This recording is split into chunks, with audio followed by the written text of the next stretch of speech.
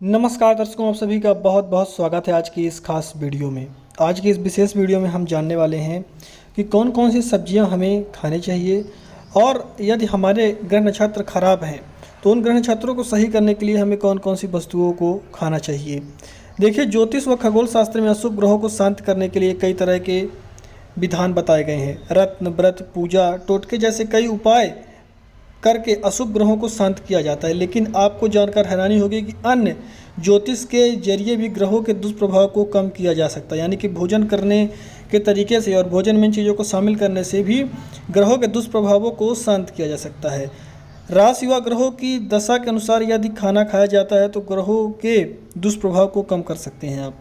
अन्य ज्योतिष से हम जानते हैं कि किस ग्रह से शुभ फल प्राप्त करने के लिए आपको क्या आहार अपने जीवन में शामिल करना चाहिए और कौन से आहारों का सेवन करना चाहिए। तो चलिए इसके बारे में हम आपको संक्षिप्त रूप से बता देते हैं। तो ग्रहों के अनुसार हमें कौन कौन सा भोजन करना चाहिए इसके बारे में जान लेते हैं, और कौन सी वह 3 सब्जियां हैं उसके बारे में हम अंत में जानेंगे। तो आपको बता दूं कि सूर्य ग्रह सफलता, आत्मविश्वास, सम्मान और स्वास्थ्य देता है। आपको बता दूं कि कुंडली में सूर्य का मजबूत रहने से व्यक्ति को अपने आहार में गेहूं, आम, गुड़ को शामिल करना चाहिए। गेहूं से बनी पदार्थों का जैसे कि रोटी हो गई, और मैदा तो हालांकि स्वास्थ्य के लिए सही नहीं होता है, लेकिन रोटी और गुड़, आम जैसी चीज़ों का प्रयोग ज़्यादा करना चाहिए जिन लोगों का सूर्य खराब हो।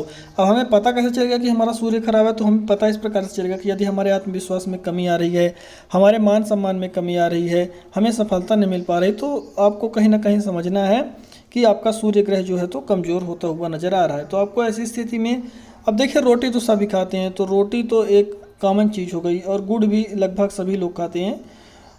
और आम तो सीजन में आता है, हर समय आम उपलब्ध नहीं होता है, तो इन चीज़ों को ज़्यादा प्रयोग करना चाहिए सूर्य ग्रह जिनका खराब है।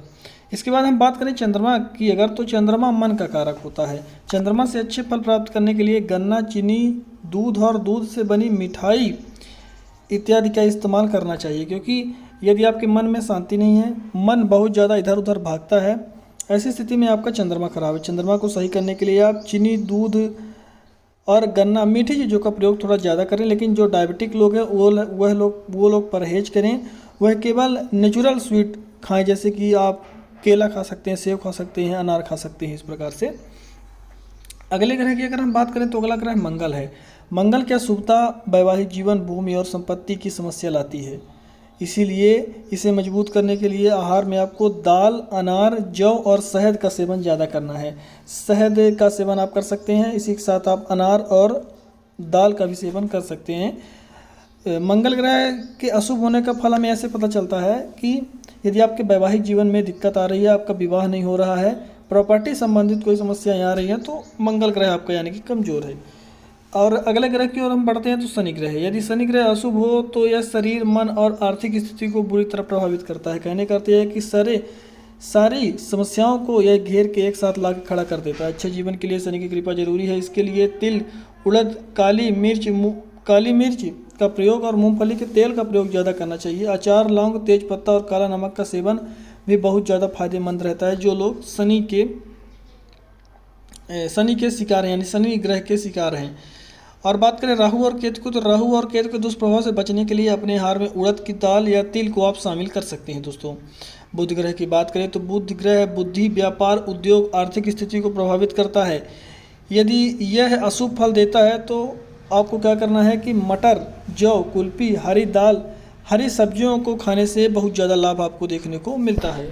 मित्रों, यदि इसकी हम बात करें तो बृहस्पति ग्रह आ जाता है। ज्योतिष में बृहस्पति को सबसे शुभ ग्रह माना जाता है। यदि आपका यह ग्रह बलशाली है तो व्यक्ति को हर क्षेत्र में शुभ फल की प्राप्ति होती है। इसका बेहतर परिणाम पाने के लिए चने की दाल, बेसन, मक्का, केला आदि का ज़्यादा सेवन करना चाहिए। इसी के साथ अगला ग्रह शुक्र है।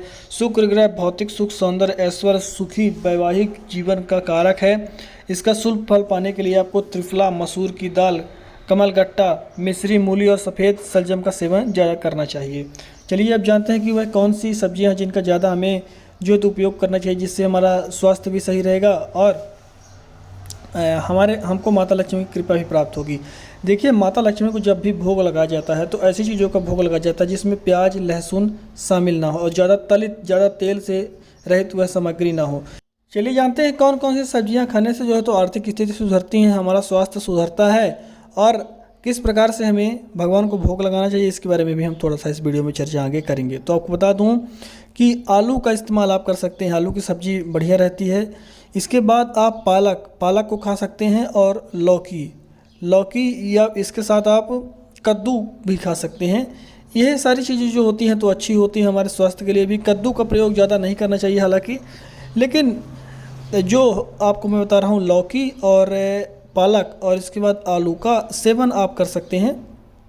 इससे आपकी जो है तो स्वास्थ्य भी सही रहेगा और मन शुद्ध रहेगा। देखिए, जब तक आप सात्विक भोजन नहीं करेंगे तब तक आप अपने मन को भजन में नहीं लगा पाएंगे, और जब तक आप भजन नहीं करेंगे, नाम जप नहीं करेंगे, तब तक आपके पूर्व में किए गए पाप सही नहीं होंगे, और जब तक आपके पाप नहीं सही होंगे तब तक आपको वर्तमान में धन की प्राप्ति और सुख की प्राप्ति, भोगों की प्राप्ति नहीं हो सकती। इसलिए जितना ज़्यादा नाम जप करेंगे, और नाम जप करने के लिए आवश्यक क्या होगा कि आप अपने मन को शुद्ध रखें। मन तभी शुद्ध होगा जब आप सात्विक भोजन करेंगे, सात्विक आहार लेंगे, तभी आपका मन शुद्ध होगा।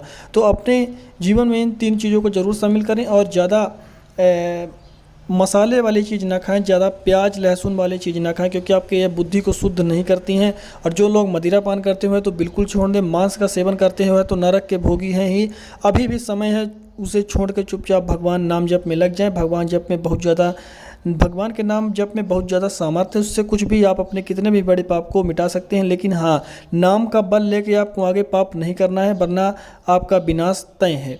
इसलिए जितना ज़्यादा हो सके तो नाम जप करें, इन सभी चीज़ों को छोड़ दें।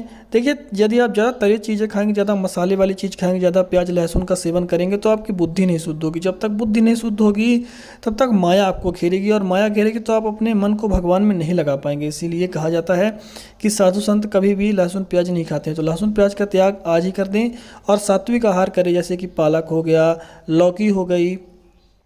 इसके अलावा आप आलू का सेवन भी कर सकते हैं। तो बहुत बहुत धन्यवाद इस वीडियो में अंत तक बने रहने के लिए।